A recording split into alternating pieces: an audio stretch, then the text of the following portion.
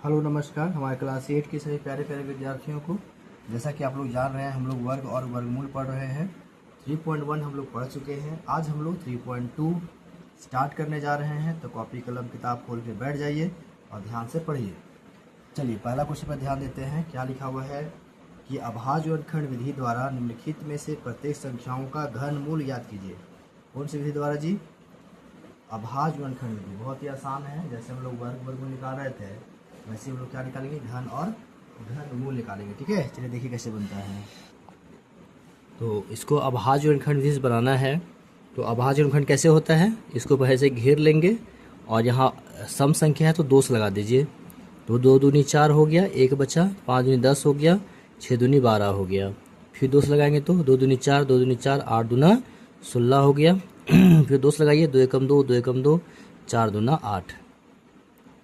फिर 2 से लगाइए, 5 दूनी 10, 7 दूनी 14 हो गया, 7 दूनी 14। अभी कितना बाद में कटेगा? तो कटा ही नहीं है जी। 512 तो कटा ही नहीं। इसको तो पूरा पूरी कटना चाहिए था। कहाँ गलती हुआ चेक कीजिए। 2 एकम 2, अच्छा यहाँ गलती हुआ।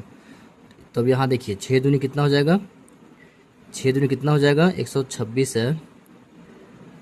तो हो जाएगा कितना, 2 से 6 दूनी 12 और 3 दूनी 6।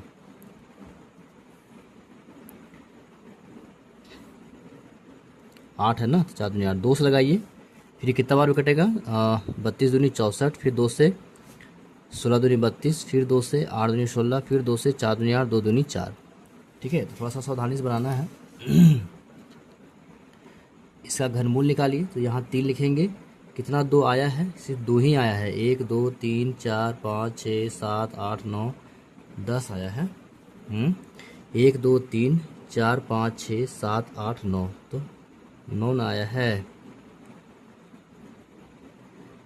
9 होगा जी, हाँ 9 होगा। तो यहाँ 9 को लिख दीजिए। 2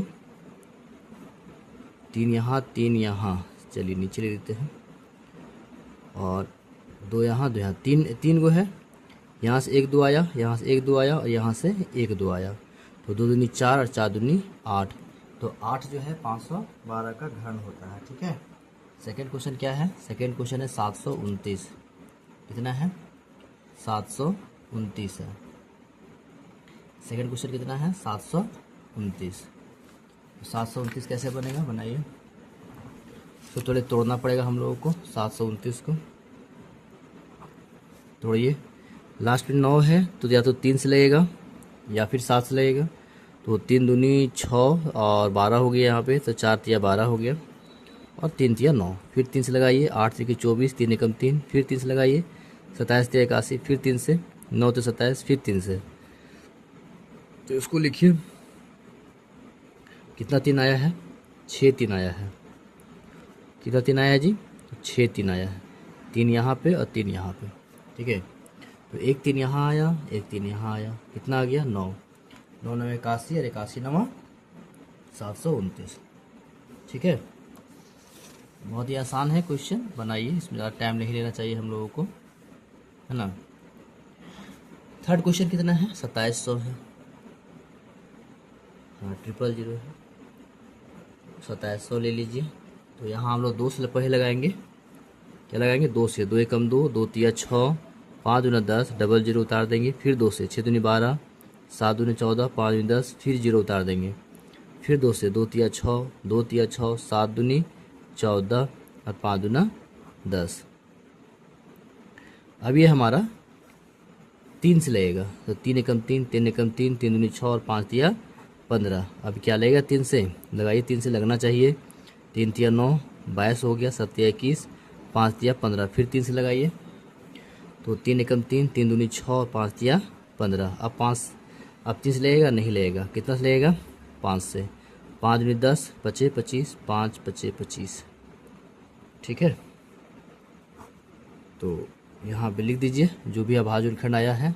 कितना 2 आया है? 1 2 3, 2 3 आया है। 3 भी 3 बार आया है और 5 भी जो है वो 3 बार आया हुआ है। यहाँ इसको लोग त्रिक बना देते हैं, है ना। 1 2 यहाँ आया, 1 3 आया और 1 5 आया।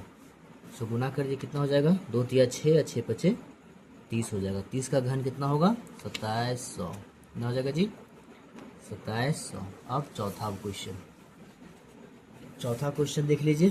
4913 तो 4913 का आप अभाज्य गुणनखंड करिए, कितना आएगा?